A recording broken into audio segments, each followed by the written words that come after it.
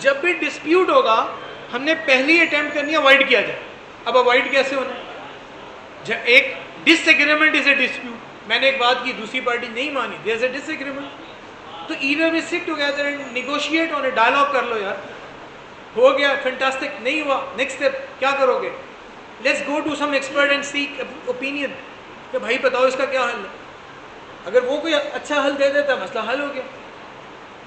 پہلے آربیٹریشن کی, پہلے تو اے ڈی آر کی میں آپ کو موٹی سے قسمیں بتا دوں. آربیٹریشن اس کی ایک قسم ہے, میڈیشن ایک اور قسم ہے, نیگوسیشن ایک قسم ہے, ایکسپرٹ اوپینین ایک قسم ہے, کنسلٹنسی ایک قسم ہے, اور اس طرح کی بہت ساری قسمیں ہیں. مثلا ڈیب ایک اے ڈی آر کی قسم ہے. اب ہوتا کیا, کچھ معاہدوں میں تو سمپل لکھا ہوتا ہے if there is a dispute party shall resort to arbitration, اور آپ کی کورٹ کی ججمنٹس یہ کہتی ہیں کہ when there is an arbitration agreement, ایک پورے معاہدے میں ایک سنگل کلوز لکھ دیں یا علیحدہ سے معاہدہ لکھ دیں, in either case this is an arbitration agreement. اور کورٹس کہتی ہیں where there is an arbitration agreement party shall go to the arbitration. اور ابھی تو آپ کا جو 1940 کا ایکٹ ہے وہ صرف یہ پروویژن دیتا ہے کہ اگر کوئی پارٹی پھر بھی دعویٰ کر گئی ہے تو دوسری پارٹی کو یہ حق ہے کہ ایک اپلیکیشن دیں کورٹ کو اور یہ کہیں without taking a step in the proceeding, وہ کہیں کہ جناب اس کو ادھر بھیج دیں. لیکن 2005 میں مختلف آرڈیننسز اس کے بعد متواتر آئے, اور 2011 سے اس ملک کا وہ قانون ہے باقاعدہ جس کو نیو یارک کنونشن ہم نے امپلیمنٹ کیا ہے, اور جس کو پرو انفورسمنٹ بائس کہا گیا ہے. ابھی 2 منٹ بعد میں اس پہ آپ کے ساتھ ڈسکشن کرتا ہوں. یہاں بتانے کا مقصد صرف اتنا تھا کہ as a under line factor arbitration Pakistan میں یا پاکستانی نظام میں 2 طرح کی ہے, ایک لوکل اور دوسری انٹرنیشنل.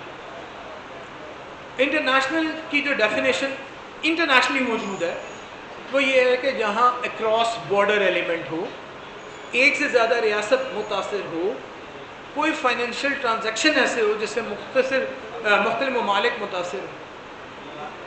اور لوکل اس کے لیے پاکستان میں پہلے جنیوا کنونشن تھا, اور اس کے نیچے 1937 کا ایک ایکٹ تھا, آگے اس کا ذکر آئے گا, اور وہ ریپیل ہو گیا.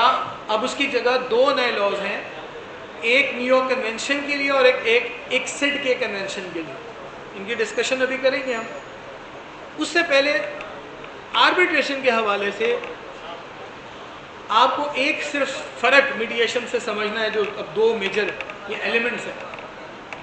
میڈیشن 2 پارٹیز کے درمیان کسی تھرڈ پرسن, نیوٹرل پرسن کا فیصلہ ہے with an objective to find out a commercial solution. Mediate کرنا ہے, مسلط. اور آربیٹریشن اس کی نسبت 2 فریقین کے درمیان جھگڑے میں ایک نیوٹرل پارٹی کی طرف سے دیا جانے والا ایک بائنڈنگ ڈیسیجن ہے, جس کو کورٹ میں جا کے رول آف کورٹ بننا ہے اگر وہ پاکستانی لاء میں ابھی تک کا جو لاء ہے, اور نہیں تو اس کی انفورسمنٹ, ریکگنیشن, انفورسمنٹ مانگنی ہے. اب یہ فرق کیا ہے؟ یہ فرق نیچر آف آربیٹریشن سے آتا ہے. اگر آپ کی لوکل آربیٹریشن ہے تو وہ 1940 کے آربیٹریشن ایکٹ کے نیچے ہے. اس میں یہ کہا گیا ہے کہ جب آربیٹریٹر ایوارڈ ایشو کر دے گا, وہ اس ایوارڈ کی میکنگ کا نوٹس پارٹیز کو دے گا, اور وہ پارٹیز اس کا وہ ایوارڈ کورٹ میں فائل کرنے کے لیے اپلیکیشن دیں گی. آربیٹریٹر پابند ہے ایوارڈ کورٹ میں فائل کرے. پارٹیز کو انٹائٹلمنٹ ہے کہ اس ایوارڈ پہ پہلے ہی آبجیکشن فائل کر دیں. پارٹیز کو حق ہے بعد میں آبجیکشن فائل کر دیں, ریزسٹ کر لیں اس کی انفورسمنٹ یا رول آف کورٹ بننا. سیکشن 14, 17 یہ سارے آربیٹریشن ایکٹ اس کو ڈیل کر رہے ہیں, اور کورٹ کو مختلف پاورز ہیں. مگر جو انٹرنیشنل آربیٹریشن ہے اس میں 2 طرح کے بیسک کیٹیگرائزیشن ہے پاکستانی لوگ.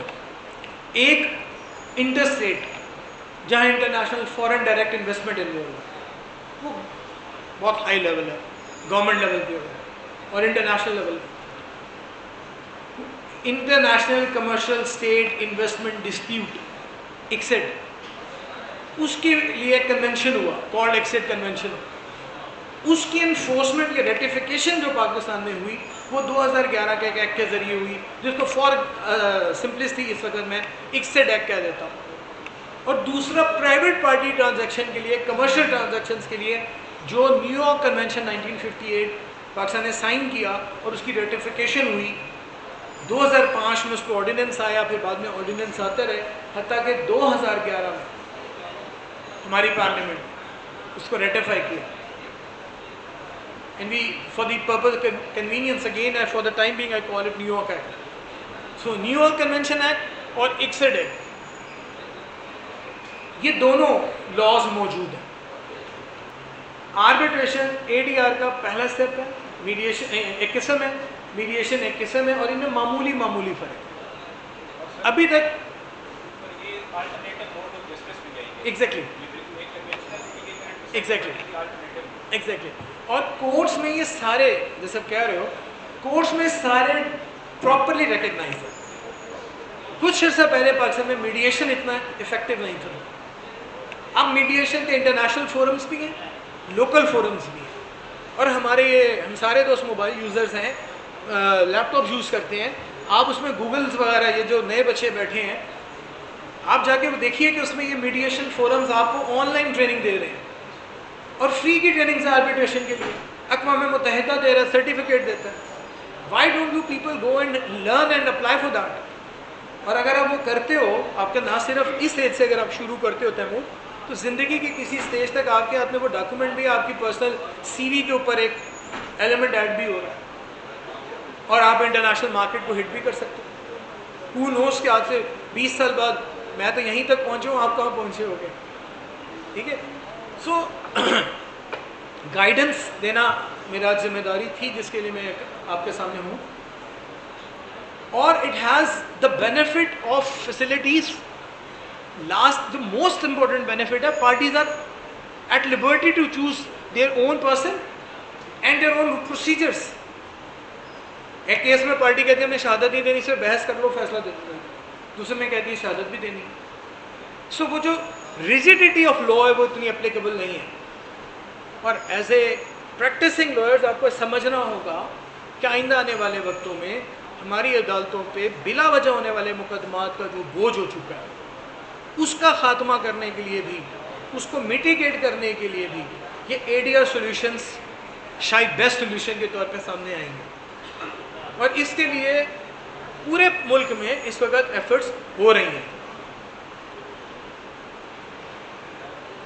آخری بات اس حوالے سے یہ رہے گی کہ جو ADR ہے اس کا انڈر لائن پرنسپل پھر وہی ہے, پارٹیز اٹونومی. آپ چاہیں انگلینڈ میں جا کے بیٹھ جائیں, سنگاپور چلے جائیں, لاہور میں آ جائیں, ملتان میں بیٹھ جائیں, کسی کو ثالث مقرر کر دیں, اسٹرکٹ پروسیجر لگا دیں, نہ لگائیں. اور دنیا میں اس طرح کی آربیٹریشنز کو باقاعدہ فورمز بھی ہینڈل کر رہے ہیں جو انسٹیٹیوٹس کہلاتے ہیں, انسٹیٹیوشنل آربیٹریشنز ہیں, اور ایڈ ہاک آربیٹریشنز بھی. ابھی ہم اس پہ آتے ہیں. سو اس سے پہلے